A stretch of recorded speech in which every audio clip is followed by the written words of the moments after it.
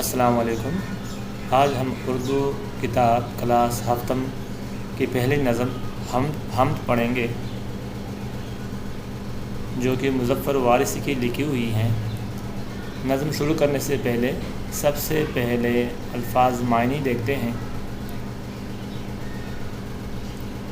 نظام ہستی زندگی کا نظام، وحدت واحد یا اکیلا، سماعت سننا، خانہ لاشعور جہاں تک عقل نہ پہنچ سکے، یعنی عقل سے باہر کوئی بات، تاج وقار عزت کا تاج، ذلت بے عزتی یا رسوائی، مہر قدرت اللہ تعالیٰ کا حکم، شعلہ جاں زندگی۔ اب آتے ہیں اشعار کی تشریح کی طرف۔ پہلا شعر، کوئی تو ہے جو نظام ہستی چلا رہا ہے، وہی خدا ہے، دکھائی بھی جو نہ دے نظر بھی، جو آ رہا ہے وہی خدا ہے۔ حوالہ متن کچھ اس طرح لکھیں گے۔ نظم کا نام حمد، شاعر کا نام مظفر وارثی۔ تشریح، شاعر فرماتے ہیں کہ اتنا بڑا نظام بغیر کسی وجود کے نہیں چل سکتا۔ اس نظام کائنات کو چلانے والی کوئی ہستی ہے۔ ہمیں تو وہ ہستی ظاہری طور پر نظر نہیں آ رہی ہے، لیکن جب ہم اس کائنات کے چلنے پر غور و فکر کرتے ہیں تو پتہ چلتا ہے کہ وہ ہستی اللہ تعالیٰ کی ہستی ہے، کیونکہ اتنے بڑے نظام کو چلانا کسی انسان کی بس کی بات نہیں ہے۔ یہ پہلی تشریح ہو جائے گی۔ دوسرا شعر، تلاش اس کو نہ کر بتوں میں، وہ ہیں بدلتی ہوئی رتوں میں، جو دن کو رات اور رات کو دن بنا رہا ہے، وہی خدا ہے۔ اس شعر میں شاعر فرماتے ہیں کہ خدا کی ہستی کو پتھروں میں اور بتوں کو سجدہ کرنے میں تلاش نہ کر، وہ تو ہر جگہ موجود ہیں۔ ہر بدلتی ہوئی رت میں اس کی ہستی ظاہر ہوتی ہے۔ اگر تو نے اپنے رب کو تلاش کرنا ہے تو اس کو قدرت کے کرشموں میں تلاش کر، موسموں کی تبدیلی میں تلاش کر۔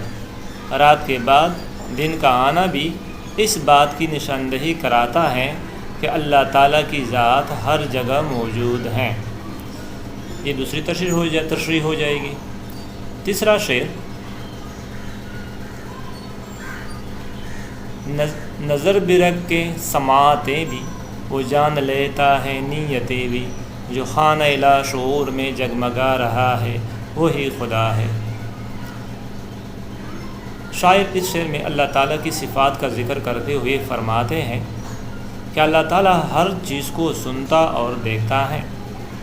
انسان اکیلے میں کوئی کام کرے یا محفل میں، سب اللہ تعالیٰ کو نظر آتا ہے۔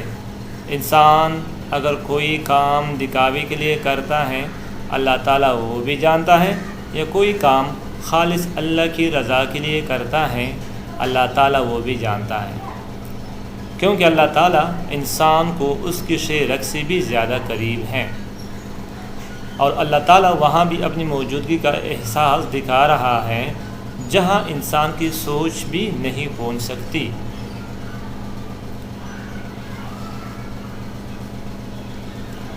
کسی کو تاج وقار بخشے، کسی کو ذلت کے غار بخشے، جو سب کے ماتھے پہ مہر قدرت لگا رہا ہے، وہی خدا ہے۔ اس شعر میں شاعر فرماتے ہیں کہ اس کائنات کا سارا نظام اللہ تعالیٰ کے ہاتھ میں ہے۔ یہ اللہ تعالیٰ کی مرضی ہے کہ وہ جسے چاہے بادشاہ بنائے یا جسے چاہے اس کے اعمال کے سبب ذلیل و خوار کریں۔ عزت اور ذلت اسی کے ہاتھ میں ہے، سب اسی کے حکم کے تابع ہیں، اور وہ اللہ ہی ہے جو انسان کی تقدیر کے فیصلے کرتا ہے۔ شعر نمبر 5،